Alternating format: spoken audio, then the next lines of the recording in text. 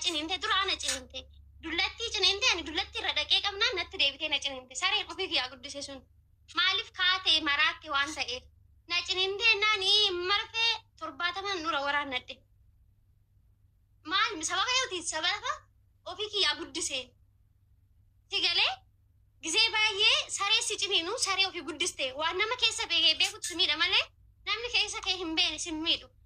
Ani Itoophiyaa jiraadhe waggaa rakkachaa turu. Sabboontu mucayyoontu ni Dubaay yoo dhufte hin hojjettu maakii faana laffa hin jedhaniin.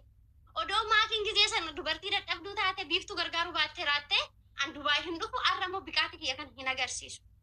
Ati gisee tokko laal ani hojii kana nan hojjedha. Ji'a guutee ergan hojii kana hojjechuu qabe. Hojii kana nan hojjedha yoo nasii beek bakka barbaade dhaquu nan danda'a. Namni na qoxaaxaru hin jiru. Garuu hin naqu boota sana maaliif galeeta raba?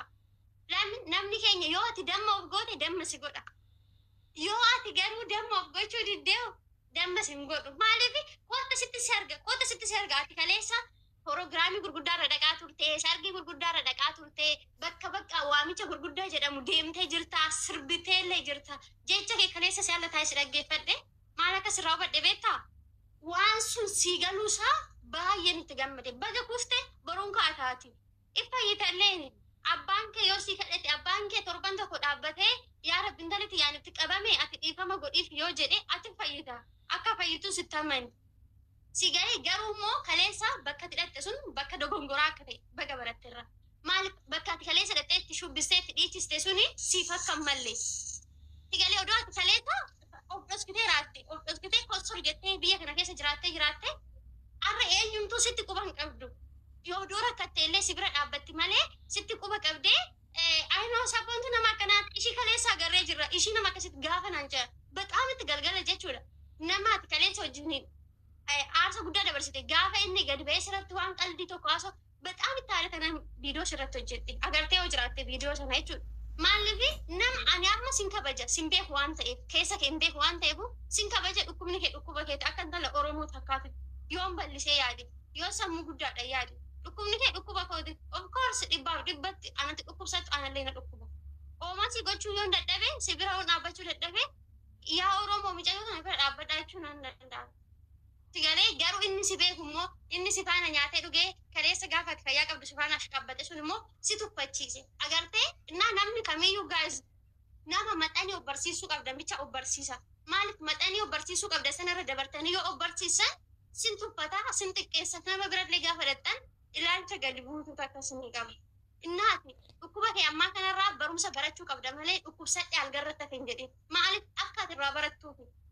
Ganaati jireenyi guddaa dibatti eeggata akkasitti xiqqeessitee yaadu. Yaa biiftuuti yaa baay'ee galatoomii yaadni kee bareeda. Wanti jettu muluun dhugaa. Yaa hennaa nama kana faanaa nyaattee dhuddee kolfitee taphattu. Wanti kun narraan baajettee illee hin yaaddu. Amma ollaa taanee hennaa ollaa yoo wal waamu namni walumat deemaa miree. Ollaa taanee yoo wal waamnu bakka rakkoo yoo walitti himannu bakka gammachuu yoo walitti himannu walirraa nafnu walitti deemuun keennan ooluuyyu. Maaf maqaa olla jedhamuun maqaa walitti aannuun bakka dalagaa keennatu tokko waa hunda keennatu tokko yoo gammachuu isaanii sitti himatan dhaquun giddinu yoo raafte dammoo gammachuu isaanii san waa itti naate itti fakkaata. Waan isaanii jibbite san itti fakkaata. Kanaaf ani bakka nama muluu wanti argadhuuf uf jajjallee jedhani beekii yoo haftellee feemesi taateef uf jajjee yookiin akkana jedhan. Kanaafuu wanti isaanii gammachuun isaanii na gammachiisa. Akka isaan hadha kufiinsi kiyya isaan gammachiise kana an gammachuu isaanii santu na gammachiisaa ture. Bakka deeme maratti bakka cidha waamametti bakka eebbaa waamame kolfuu malee isaan waliin taphachuu malee takka dammoo rakkinni isaan wajjin wanti qabu wayitu hin jiru kabiraa. Maafi gammachuu isaanii sun waan na gammachiisuuf malee akka isaan adda kufiinsa kiyya kana gammadan. Sababoontu isatti hin geddin isatti gammaduu kee kanatti hin geddin maaliif akka paatu beektaati? Gaddaan jiru bee akka isaan adda kufiinsa kiyya kana na gammadan utuu beekee hin deemuu hin jechuufi bee. Gammachuun isaanii akkas hin godhan jedhila waan kaleessa goote ittiin gaabbin. Maaliif barbaadde goote waan kaleessa goote ittiin gaabbin baga fataa jette baga tasnaannaate baga nyaatte baga dhudde kan galeessan ittiin gaabbin maaliif jireenya kee yeroo asagaafatu yaadi malee kanarraa kana kan darbe kana ittiin gaabbinate maaliif baga goote baga gammadde baga fataatte baga isaanii ol taate baga isaanii ol uffatte baga isaanii ol zannatte inamaa kana nu bachiisu jammarra ilaal anu duun qabaanneeyyuu duwwaa ta'eetu isaan caala dhugaa sittima warra achiin bakka cidhaati argamu muluu dibbin godhee isin caala jaalattanis jibbitanis dhagaa isin kiisiin keessa isin guute an duwwaa ta'ee isin caala adda kufus abba kana isin caala Salaam alaikum. na yaddan dhagaa waalaikum assalaam warahmatullah Dammati ya fayyite momaan jettu moo yoofte? alhamdulillah rabbiin maa dhaba Ammallee saa fayyisu. Waan daa'imni tun jetti haas dhagahime sirriitti waan mucayyoon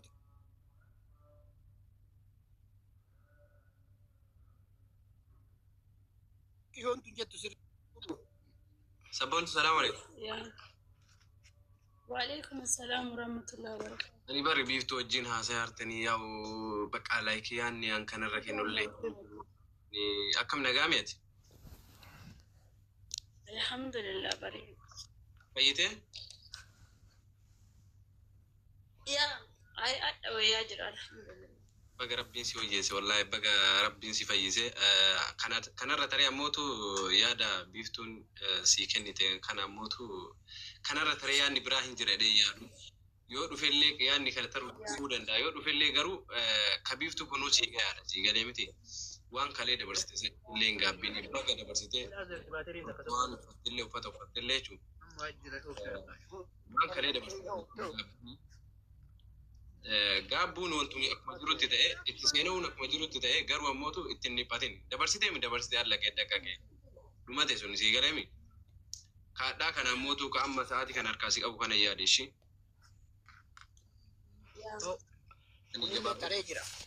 Kun taree jira waan dalagan takka ammaa seenayanii buru rabbiin itti yaadatuun akka jirutti amma laan rabbiin gora sii haa ba'u. Laalama nama meeqa jiru nama gara 12 wajjin jirra kun hundi silaalee sa'aatii gara du'aayii sii godhutti jira. Amma achiif rabbi si haatiisuu tatanaa amma fayyita inshaallah isinii rabbiitiin kasitti gammadallee mataa ofiitti gammade kasii gaddellee mataa ofiitti gadde namni immoo dhalee ilmoo qabu dubartii qabu hin gammada hin jedhu akka mataan kiyya yaadutti ka gammade immoo yoo wallaalan gammade malee beekomsa jedhu warri immoo sitti gammade jazaan rabbi bira. Salaamu alaikum warahmatullahi wabarakaatuh. galatooma waalaikum assalaam warahmatullah wabarakatuh Nuti biyya